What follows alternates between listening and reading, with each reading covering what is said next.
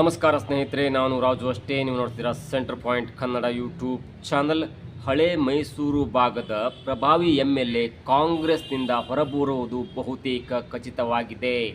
ಜೊತೆಗೆ ಆ ಕಾಂಗ್ರೆಸ್ನ ಪ್ರಭಾವಿ MLA ಕೂಡ ಅದಕ್ಕೆ ತಕ್ಕಂತೆ ಸ್ಪಷ್ಟನೆ ಕೂಡ ಕೊಟ್ಟು ಇದೀಗ ಕಾಂಗ್ರೆಸ್ನಿಂದ ಹೊರಬರುವಂಥ ಮುನ್ಸೂಚನೆ ಕೂಡ ಕೊಟ್ಟಿದ್ದಾರೆ. ಹಾಗಾದರೆ DK ಶಿವಕುಮಾರ್ ಅವರಿಗೆ ಯಾವ ತರಹದಲ್ಲಿ ಸಂಕಷ್ಟ ಆಗುತ್ತೆ, ಜೊತೆಗೆ ಆ ಕಾಂಗ್ರೆಸ್ MLA ಯಾವ ಪಕ್ಷವನ್ನು ಸೇರಬಹುದು, ಮೂಲತಃ ಯಾವ ಪಕ್ಷದಲ್ಲಿದ್ದರು, ಯಾವ ಪಕ್ಷಕ್ಕೆ ಬಂದರು, ಜೊತೆಗೆ ಮತ್ತೆ ಯಾವ ಪಕ್ಷಕ್ಕೆ ಸೇರಬಹುದು, ಇವೆಲ್ಲವನ್ನು ನೋಡೋಣದಕ್ಕಿಂತ ಮೊದಲು ಇಲ್ಲಿ ತನಕ ನಮ್ಮ ಚಾನಲ್ನ ಸಬ್ಸ್ಕ್ರೈಬ್ ಮಾಡಿಲ್ಲ ಅಂದರೆ ಈಗಲೇ ಸಬ್ಸ್ಕ್ರೈಬ್ ಮಾಡಿ, ಜೊತೆಗೆ ಕಾಮೆಂಟ್ಗಳ ಮುಖಾಂತರ ತಮ್ಮ ಅಭಿಪ್ರಾಯವನ್ನು ತಿಳಿಸಬಹುದು. ಎಸ್ ವೀಕ್ಷಕರೇ, 2023ರಲ್ಲಿ ಸಿದ್ದರಾಮಯ್ಯನವರು ಮುಖ್ಯಮಂತ್ರಿಯಾಗಿ ಪದಗ್ರಹಣ ಹೊಂದಿದ ನಂತರ ಗೊಂದಲ ಇತ್ತು. ಮುಖ್ಯಮಂತ್ರಿ ಯಾರಾಗಬೇಕು ಅನ್ನುವಂಥ ಗೊಂದಲ ಇತ್ತೇ ಹೊರತು, ಅಂದರೆ ಚುನಾವಣೆಯಲ್ಲಿ ಬಹುಮತ ಪಡ್ಕೊಂಡ ನಂತರ ಮುಖ್ಯಮಂತ್ರಿ ಸಿದ್ದರಾಮಯ್ಯ ಆಗಬೇಕಾ DK ಶಿವಕುಮಾರ್ ಆಗಬೇಕನ್ನುವಂಥ ಅತಿ ದೊಡ್ಡ ಗೊಂದಲ ಇತ್ತೇ ಹೊರತು ಕ್ಯಾಬಿನೆಟ್ ರಚನೆ ಮಾಡುವ ವಿಚಾರದಲ್ಲಿ, ಮಂತ್ರಿಗಳ ವಿಚಾರದಲ್ಲಿ, ಖಾತೆ ವಿಚಾರದಲ್ಲಿ ಯಾವುದೋ ಒಂದು ಗೊಂದಲ ಇರಲಿಲ್ಲ. ಆದರೆ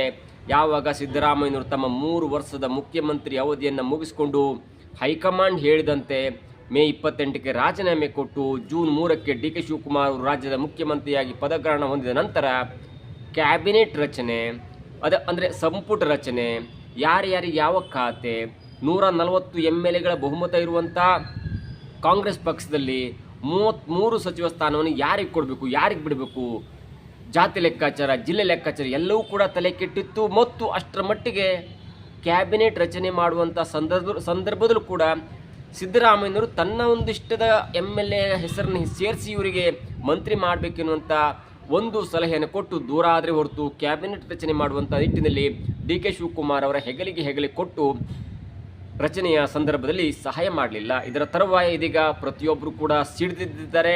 ಕೃಷ್ಣಪ್ಪ ರಾಜೀನಾಮೆ ಹಂತಕ್ಕೆ ಹೋದರು, ರಾಮಲಿಂಗಾರೆಡ್ಡಿ ರಾಜೀನಾಮೆ ಹಂತಕ್ಕೆ ಹೋದರು, ಮುನಿಯಪ್ಪನವರ ಮುಟ್ಟುಬಿಟ್ರೆ ಮುನಿಯಪ್ಪನವರಿಗೆ ಆಹಾರ ಖಾತೆ ಕೊಟ್ಟರು. 2ನೇ ಕ್ಯಾಬಿನೆಟ್ ರಚನೆ ಸಂದರ್ಭದಲ್ಲಿ ಏನಾದರೂ ಅವರಿಗೆ ಸಮಾಜ ಕಲ್ಯಾಣ ಖಾತೆ ಕೊಟ್ಟಿಲ್ಲ ಅಂದರೆ ಇಡೀ ಕ್ಯಾಬಿನೆಟ್ ಅಲ್ಲಾಡಿಸುವಂಥ ತಾಕತ್ತು ಕೂಡ ಇತ್ತು. ಅದು ಬೇರೆದೇ ದೊಡ್ಡದ ಕತೆ. ಇಂಥ ಒಂದು ಗೊಂದಲ ಇರುವಾಗ ಅನೇಕ MLAಗಳು ತಮಗೆ ಸಚಿವರ ಸ್ಥಾನ ಸಿಗಲಿಲ್ಲ ಎನ್ನುವಂಥ ಕಾರಣಕ್ಕಾಗಿ ಬಂಡೆದ್ದಿದ್ರು, ಬಂಡಾಯದ ಸುಳಿವು ಕೂಡ ಕೊಟ್ಟಿದ್ರು. ಕೃಷ್ಣಪ್ಪನವ್ರ ಮಗ ಬಸವರಾಜ್ ಶಿವಣ್ಣ ಆಗಿರ್ಬೋದು, ನೀವು ಲೆಕ್ಕ ತೆಗೆದುಕೊಂಡ್ರೆ ಅನೇಕರು ಜಾರಕಿಹೊಳಿಯಿಂದ ಅಂತರ ಕಾಯ್ದಿರುವ, ಅಂದರೆ ಸತೀಶ್ ಜಾರಕಿಹೊಳಿ ಅಥವಾ ಜಾರಕಿಹೊಳಿ ಫ್ಯಾಮಿಲಿಗೆ ಸೆಡ್ಡು ಹೊಡೆದಿರುವಂಥ ಲಕ್ಷ್ಮೀ ಹೆಬ್ಬಾಳ್ಕರ್ ಆಗಿರ್ಬೋದು, ಸಂಗಮೇಶ್ ಆಗಿರ್ಬೋದು, ಜೊತೆಗೆ TB ಜಯಚಂದ್ರ ಆಗಿರ್ಬೋದು, ಹೀಗೆ ಎಲ್ಲರ ಮನೆಗೆ KPCC ಅಧ್ಯಕ್ಷರೇ ಹೋಗಿ ಸಮಾಧಾನ ಪಡಿಸುವಂಥ ಒಂದು ಪ್ರಸಂಗ ಕೂಡ ಕೇಳಿಬಂತು. ಇದರ ಮುಂದುವರಿದ ಭಾಗವಾಗಿ ಇವರೆಲ್ಲ ಬಂಡಾಯಿ ಎದ್ದಿದ್ರು, ತಮ್ಮ ನಿಗಮ ಮಂಡಳಿಗೆ ಬೇರೆ ಬೇರೆ ರಾಜೀನಾಮೆ ಕೊಡುವಂಥ ಹಂತಕ್ಕೆ ಹೋದರು. ಇನ್ಕ್ಲೂಡಿಂಗ್ ಬೇಳೂರು ಆಗಿರ್ಬೋದು, ಬಸವಂತರಾಯ ಗೌಡ ಆಗಿರ್ಬೋದು, ಎಲ್ಲರೂ ಕೂಡ ರಾಜೀನಾಮೆ ಹಂತಕ್ಕೆ ಹೋದರೂ ಕೂಡ ಅವ್ರನ್ನ ತಣ್ಣಗೆ ಮಾಡುವಂಥ ಕೆಲಸ ಮಾಡಲಾಗಿತ್ತು. ಆದರೆ ಅವರೆಲ್ಲ ಕೂಡ ಪಕ್ಷದಲ್ಲಿ ಇರಬೇಕೆನ್ನುವಂಥ ಆಶೆಯನ್ನು ಹೊಂದಿದ್ದಂಥವ್ರು. ಆದರೆ ಇದೀಗ ಕಾಂಗ್ರೆಸ್ನ ಒಬ್ಬ MLA 16 ವರ್ಷಗಳಿಂದ ಕಾಂಗ್ರೆಸ್ನಲ್ಲಿದ್ದಂಥವರು ಇದೀಗ ಕಾಂಗ್ರೆಸ್ಸನ್ನು ಬಿಡುವ ಬಗ್ಗೆ ನೇರವಾಗಿ ಸಂದೇಶವನ್ನು ರವಾನೆ ಮಾಡಿದ್ದಾರೆ. ಅವರು ಬೇರೆ ಯಾರೂ ಅಲ್ಲ, 10 ವರ್ಷದ ಹಿಂದೆ, ಸರಿಸುಮಾರು 8 ವರ್ಷದ ಹಿಂದೆ ಕಾಂಗ್ರೆಸ್ಗೆ ಸೇರ್ಪಡೆಯಾಗಿ 2018ರ ಚುನಾವಣೆಯಲ್ಲಿ ಸ್ಪರ್ಧೆ ಮಾಡಿ JDSನ ರವೀಂದ್ರ ಶ್ರೀಕಂಠ ವಿರುದ್ಧ ಸೋತು ಮತ್ತೆ 2023ರಲ್ಲಿ ತಮಗೆ ಕಾಂಗ್ರೆಸ್ ಪಕ್ಷದಿಂದ ಟಿಕೆಟ್ ಪಡೆಯುವಲ್ಲಿ ಯಶಸ್ವಿಯಾಗಿ 2023ರಲ್ಲಿ ಭರ್ಜರಿಯಾಗಿ 43,000ಕ್ಕೂ ಅಧಿಕ ಮತಗಳಿಂದ, ಮೇಬಿ 10,000 ಅಧಿಕ ಮತಗಳಿಂದ ಗೆದ್ದು ಬೀಗಿದಂಥ ಇದೇ ರಮೇಶ್ ಬಂಡೆಸಿದ್ದೇಗೌಡ ಇದೀಗ ತಮಗೆ ಸಚಿವ ಸ್ಥಾನ ಸಿಗಲಿಲ್ಲ ಎನ್ನುವಂಥ ಕಾರಣಕ್ಕಾಗಿ ಪಕ್ಷ ಬಿಡುವಂಥ ಸ್ಪಷ್ಟ ಸಂದೇಶವನ್ನು ಕೊಟ್ಟಿದ್ದಾರೆ. ಅವರಿಗೆ ಆಪ್ಷನ್ ಈಸ್ ಓಪನ್. ಯಾಕಂದರೆ ಅವರು ಮೂಲತಃ ಕಾಂಗ್ರೆಸ್ ಪಕ್ಷದವರಲ್ಲ, ಅವರ ತಂದೆಯವರು ಕೂಡ JDSನ, ಅಂದರೆ ಸೆಕ್ಯುಲರ್ ಜನತಾ ದಳದ ಅತ್ಯಂತ ಪ್ರಭಾವಿ ರಾಜಕಾರಣಿಯಾಗಿದ್ದರು. 1983 ಮತ್ತು 85ರಲ್ಲಿ 2 ಬಾರಿ JDSನ ಟಿಕೆಟ್ನಿಂದ ಗೆದ್ದಂಥವರು ಇದೇ ರಮೇಶ್ ಬಂಡೆಸಿದ್ದೇಗೌಡ ಅವರ ತಂದೆಯವರಂಥ AS ಬಂಡೆಸಿದ್ದೇಗೌಡ.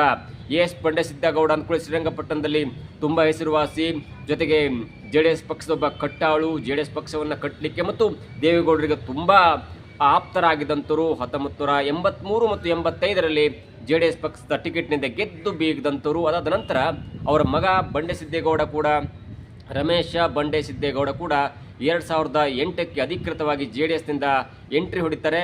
ಎಂಟ್ರಿ ಹೊಡೆದ ಮೊದಲ ಚುನಾವಣೆಯಲ್ಲೇ ಅಂಬರೀಷ್ ಅವರನ್ನು ಶ್ರೀರಂಗಪಟ್ಟಣದಿಂದ ಸೋಲಿಸ್ತಾರೆ. ಜೊತೆಗೆ 2013ರಲ್ಲೂ ಕೂಡ ಶ್ರೀರಂಗಪಟ್ಟಣದ ಪ್ರಭಾವಿ ರಾಜಕಾರಣಿಯಾಗಿರುವಂಥ ಒಬ್ಬ ಕಾಂಗ್ರೆಸ್ನ ಮತ್ತೊಬ್ಬರನ್ನು ಕೂಡ ಸೋಲಿಸ್ತಾರೆ. ಆದರೆ 2008ರಲ್ಲಿ JDS ಟಿಕೆಟ್ನಿಂದ ಗೆಲ್ತಾರೆ. 2013ರಲ್ಲೂ ಕೂಡ JDS ಟಿಕೆಟ್ನಿಂದ ಗೆಲ್ತಾರೆ. ಆದರೆ ಎಲ್ಲೋ ಒಂದು ಕಡೆ 2015-16 ಸುಮಾರಿಗೆ JDSನಲ್ಲಿ ಅವರಿಗೆ ಮನಸ್ತಾಪ ಆಗುತ್ತೆ. ಕುಮಾರಸ್ವಾಮಿ ಅವರು ತಮ್ಮ ಮಾತು ಕೇಳ್ತಿಲ್ಲ, ರೇವಣ್ಣನವ್ರ ಮಾತು ಕೇಳ್ತಿಲ್ಲ, ದೇವೇಗೌಡರು ಹತ್ತಿರ ಬಿಟ್ಕೊಳ್ತಿಲ್ಲ ಇರುವಂಥ ಕಾರಣಕ್ಕಾಗಿ ಶ್ರೀರಂಗಪಟ್ಟಣದ JDS MLA ಆಗಿದ್ದಂಥ ರಮೇಶ್ ಬಂಡೆಸಿದ್ದೇಗೌಡ ಅವರು ತಮ್ಮ ತಂದೆ ತಾನು ಸೇರಿ 20-25ಕ್ಕೂ ಹೆಚ್ಚು ವರ್ಷಗಳಿಂದ JDS ನಂಟನ್ನು ತೊರೆದು ಕಾಂಗ್ರೆಸ್ ಪಕ್ಷಕ್ಕೆ ಬರ್ತಾರೆ. ಕಾಂಗ್ರೆಸ್ ಪಕ್ಷಕ್ಕೆ ಬಂದ ನಂತರ 2018ರಲ್ಲಿ ಕಾಂಗ್ರೆಸ್ ಪಕ್ಷದಿಂದ ಟಿಕೆಟ್ ಕೂಡ ಪಡ್ಕೊಳ್ತಾರೆ. ಆದರೆ ಅದೇ ಯಾವ ಪಕ್ಷದಿಂದ ಬಿಟ್ಟು ಬಂದಿರಲ್ಲ ಅದೇ ಪಕ್ಷದ ಅಭ್ಯರ್ಥಿ ರವೀಂದ್ರ ಶ್ರೀಕಂಠೇಗೌಡ ಅವರ ವಿರುದ್ಧ 43,000ಕ್ಕೂ ಹೆಚ್ಚು ಮತಗಳಿಂದ ಹೀನಾಯವಾಗಿ ಸೋಲ್ತಾರೆ. ಇದೇ ರಮೇಶ್ ಬಂಡೆಸಿದ್ದೇಗೌಡ ಮೊದಲು 2008 ಮತ್ತು 2013ರಲ್ಲಿ JDSನ ಗೆದ್ದಿದ್ರು. ಅದಾದ ನಂತರ MLA ಇರುವಾಗಲೇ JDSನ ಸ್ವಲ್ಪ ಅಂತರವನ್ನು ಕಂಡುಕೊಂಡು 2017-16 ಟೈಮಲ್ಲಿ ಕಾಂಗ್ರೆಸ್ಗೆ ಸೇರ್ತಾರೆ. ಕಾಂಗ್ರೆಸ್ನಿಂದ ಟಿಕೆಟ್ ಪಡೆದು JDS ಅಭ್ಯರ್ಥಿ ವಿರುದ್ಧ ಸೋಲನ್ನು ಅನುಭವಿಸ್ತಾರೆ. ಆದರೆ 2023ರಲ್ಲಿ ಕಾಂಗ್ರೆಸ್ ಭರ್ಜರಿಯಾಗಿ ಸಂಘಟನೆ ಮಾಡಿದ ನಂತರ ಮತ್ತೆ 2023ರಲ್ಲಿ ಕಾಂಗ್ರೆಸ್ ಟಿಕೆಟ್ ಪಡಿತಾರೆ. ಅದೇ ಮತ್ತೆ ತಾನು ಸೋತಂಥ ಹಳೆಯ ಅಭ್ಯರ್ಥಿ ರವೀಂದ್ರ ಶ್ರೀಕಂಠೆ ವಿರುದ್ಧ ಅಂದರೆ ಹಾಲಿ MLA ವಿರುದ್ಧ 10,000ಕ್ಕೂ ಹೆಚ್ಚು ಮತಗಳಿಂದ ಗೆದ್ದು ಬೀಗ್ತಾರೆ. ಆದರೆ ಅವರಿಗೊಂದು ಆಸೆ ಇತ್ತು, ನನಗೆ ಈ ಸಲ ಹಳೆ ಮೈಸೂರು ವಿಭಾಗದಿಂದ MLA ಆಗಿದ್ದೇನೆ, 3 ಬಾರಿ MLA, ಟೋಟಲಿ 3 ಬಾರಿ MLA ಆಗಿದ್ದೇನೆ, 4 ಬಾರಿ ಸ್ಪರ್ಧೆಯನ್ನು ಮಾಡಿದ್ದೇನೆ. ಈ ಸಲ ನನಗೆ ಹಳೆ ಮೈಸೂರು ವಿಭಾಗದಿಂದ ಮಿನಿಸ್ಟರ್ ಪೋಸ್ಟ್ ಕೊಡ್ಬೋದು ಅಥವಾ ಕ್ಯಾಬಿನೆಟ್ ಪೋಸ್ಟ್ ಕೊಡ್ಬೋದು ಎನ್ನುವಂಥ ಆಸೆ ಇತ್ತು. ತುಂಬ ಪ್ರಯತ್ನ ಕೂಡ ಪಟ್ಟಿದ್ರು. ಆದರೆ 2ನೇ ಹಂತದ ಕ್ಯಾಬಿನೆಟ್ ಆದಾಗ ಕಂಪ್ಲೀಟ್ ಫಿಲಪ್ ಆದಾಗ ಅವರಿಗೆ ಮಿನಿಸ್ಟರ್ ಸ್ಥಾನ ಸಿಗಲಿಲ್ಲ.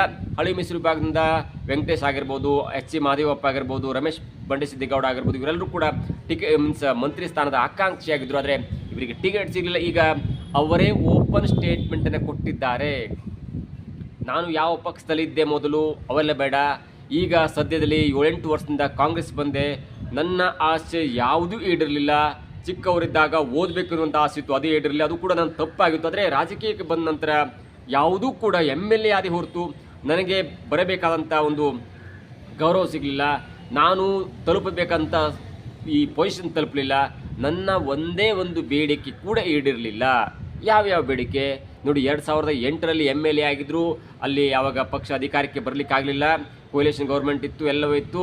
ಆದರೆ 2023ರಲ್ಲಿ JDSನಿಂದ ಸ್ಪರ್ಧೆ ಮಾಡಿದರು. ಆದರೆ ಕಾಂಗ್ರೆಸ್ ಅತ್ಯಂತ ಅದ್ಭುತವಾಗಿ ಸಿದ್ದರಾಮಯ್ಯನವರ ನೇತೃತ್ವದಲ್ಲಿ 123 ಸೀಟನ್ನು ಗೆತ್ತು. ಹಾಗಾಗಿ ಅಲ್ಲೂ ಕೂಡ ಅವರಿಗೆ ಮಂತ್ರಿ ಆಗುವಂಥ ಚಾನ್ಸಸ್ ಇರಲಿಲ್ಲ. 2018ಕ್ಕೆ ಮತ್ತೆ ಕಾಂಗ್ರೆಸ್ಗೆ ಬಂದರು. ಕಾಂಗ್ರೆಸ್ಗೆ ಬಂದ ನಂತರ ಕಾಂಗ್ರೆಸ್ ಪಕ್ಷದಿಂದ ಟಿಕೆಟನ್ನು ಪಡ್ಕೊಂಡು ಬಟ್ ಸೋತ್ಬಿಟ್ರು. ಆಗ ಕಾಂಗ್ರೆಸ್ ಮತ್ತು JDSನ ಕೊಲಿಷನ್ ಗೌರ್ಮೆಂಟ್ ಇತ್ತು 1.5 ವರ್ಷಗಳ ಕಾಲ.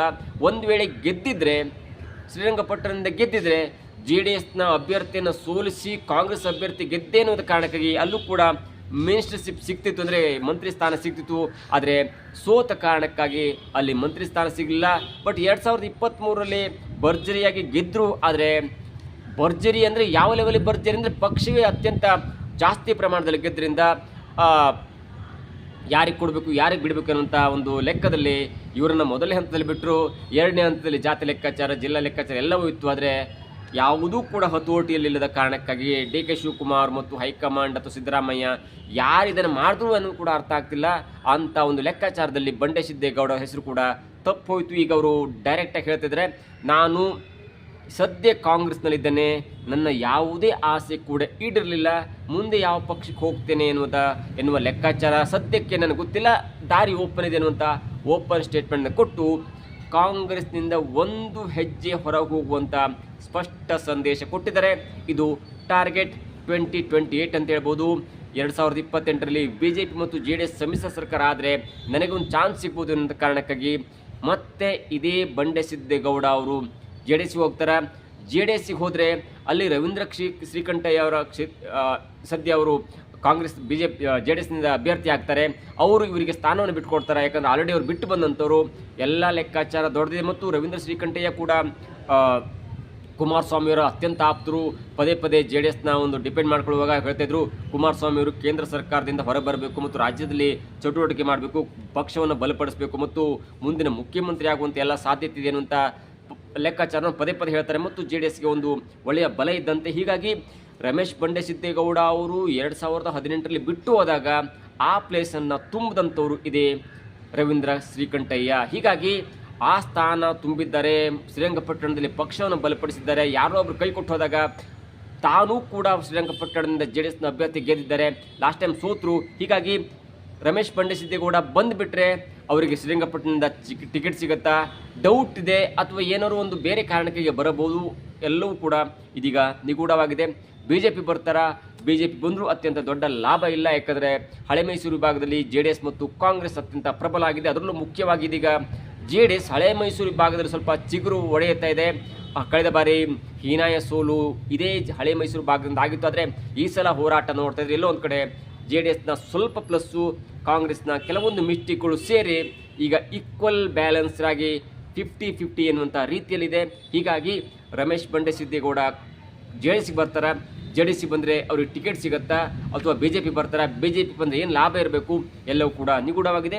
ಏನೋ ಒಂದು ಹಂತಕ್ಕೆ JDS ಬಂದು MLC ಟಿಕೆಟನ್ನು ಪಡ್ಕೊಳ್ಳೋದೇ ಹೊರತು ರವೀಂದ್ರ ಶ್ರೀಕಂಠಯ್ಯ ಅವರ ಸ್ಥಾನವನ್ನು ಬಿಟ್ಟು ಅವರಿಗೆ ಸ್ಥಾನ ಕೊಡ್ತಾರೆ ಅನ್ನೋದು ಕೂಡ ಸದ್ಯಕ್ಕೆ ನಂಬಲಾರದಂಥ ಒಂದು ಸುದ್ದಿ. ಆದರೆ ಪಕ್ಷ ಬಿಡೋದು ಎನ್ನುವಂಥ ಹೇಳಿಕೆ ಕಾಂಗ್ರೆಸ್ಗೆ ಬ್ಲ್ಯಾಕ್ ಮೇಲ್ ಮಾಡ್ತಾರೆ, ಅಥವಾ ವಾಪಸ್ ಎಲ್ಲಿಗೆ ಹೋಗ್ತಾರೆ, ಎಲ್ಲಿ ನಿಂತ್ಕೋತಾರೆ, ಇದು ಇದೀಗ ನಿಗೂಢವಾಗಿದೆ. ನೋಡಬೇಕು ಮುಂದಿನ ದಿನಗಳಲ್ಲಿ ರಮೇಶ್ ಬಂಡೆಸಿದ್ದೇಗೌಡ ಅವರ ನಡೆ ಯಾವ ಕಡೆ. ಇದಾಗುತ್ತೆ ಇವತ್ತಿನ ವಿಶೇಷ. ನೋಡ್ತಾರೆ centre point Kannada YouTube channel. ಏನೇ ಆಸೆ ಪಟ್ಟು ನಾವು ಸಿಕ್ಕಲಿಲ್ಲ, ನಾನು ಏನು ಆಸೆ ಪಡೋದಿಲ್ವೋ ಅವೆಲ್ಲ ನನ್ನ ಜೀವನದಲ್ಲಿ ಸಿಕ್ಕದೆ. ನಾನು ಯಾವತ್ತೂ ನಾನು MLA ಆಗಬೇಕು ಅಂತಂದನಲ್ಲ. ನನಗೆ ನಮ್ಮ ಅಜ್ಜಿಯ ಒಂದು ಆಸೆ, ನನ್ನ ಡಾಕ್ಟ್ರ್ ಮಾಡಬೇಕು ಅಂತ, ಓದ್ಬೇಕು, ನಾನು ಏನಾರ ಒಂದು ಆಗಬೇಕು ಅಂತ ನನ್ನ ಆಸೆ. ಏನಾರ ಒಂದು ರಾಜಕಾರಣ ನನಗೆ ಇಷ್ಟ ಇಲ್ಲ ಅಂತಲ್ಲ, ಅದು ನನಗೆ ಕಲ್ಪನೆಗೂ ಸಹ ಮೀರಿದ್ದದು. ಏನೋ ಚೆನ್ನಾಗಿ ಓದಬೇಕು ಅಂತ ನಾನು 7ನೇ ಕ್ಲಾಸ್ಗಂತ ಭಾಳ ಒಳ್ಳೆ ವಿದ್ಯಾರ್ಥಿ. ಇಲ್ಲೇ ನಮ್ಮ ಪುಟ್ಟಮದಯ್ಯನವರು, ನಮ್ಮ NR ಅಂತ, ನಮ್ಮ DRK ಅಂತ, ನಮ್ಮ ಮನೆಗೆ ಚೆನ್ನೈನವರು, ಸುಮಾರು ಅನೇಕ ಜನ ಚೆನ್ನಾಗಿ ಓದ್ತಾನೆ ಅನ್ನುವಂಥದ್ದಿತ್ತು. ಕೊರ್ಗಂದ್ರೆ ನನಗೆ ಕೊರ್ಗು ಅಂತಲ್ಲ ಕಣಿಯ, ನನಗೆ ಕೊರ್ಗು ಅವು ಇವು ರಾಜಕಾರಣ ಜೀವನದಲ್ಲಿ ಇವೆಲ್ಲ ನೋಡಾಗ್ಬಿಟ್ಟದೆ. ನಾನು ಭಾಳ ಈ ಥರದ ಘಟನೆಗಳ ನಾನು ನನ್ನ ಜೀವನದಲ್ಲಿ ಅನುಭವಿಸ್ಬಿಟ್ಟಿದ್ದೀನಿ. ಇವೆಲ್ಲ ನನ್ನ ಇದಲ್ಲ, ನಾನು ಏನು ಆಸೆ ಪಟ್ಟರು ಸಿಗೋದಿಲ್ಲ, ಅದು ನನ್ನ